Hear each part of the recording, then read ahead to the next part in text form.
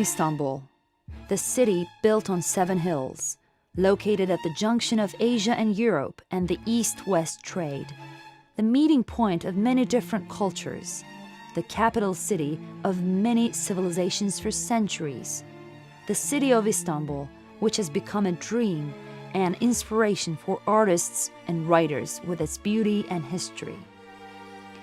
Istanbul had a very significant role in Mustafa Kemal's life. He came to Istanbul to study at the military academy in 1899, and since then he had periodically lived in Istanbul until 1919. He was a patriot who was saddened by the danger facing his country, and he was determined to save it. He described this historical city in his own words.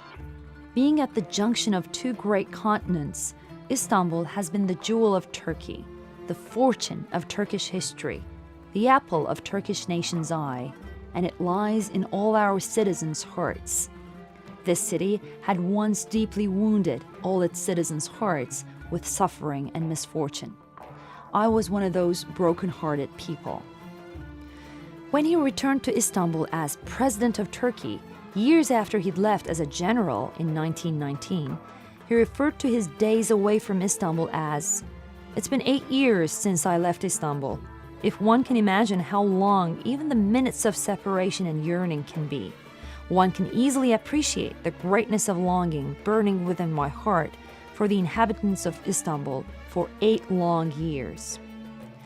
The longing of Mustafa Kemal Atatürk for Istanbul was not unfounded. The beauty of the Bosphorus, the Maiden's Tower, the blue sea, the silhouette of Istanbul reflecting on this blueness.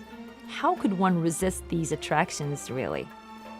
Atatürk also proudly received many world leaders in Istanbul.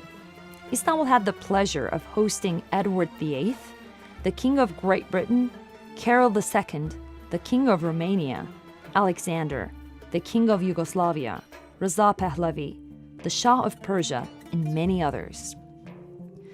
Pera and Galata Bridge, with their energetic daily life, the palaces, monuments, mosques of many different civilizations located on the hills of Istanbul, overlooking Galata Bridge, and a vast and grand history which is integrated into the identity of Istanbul. History is the future.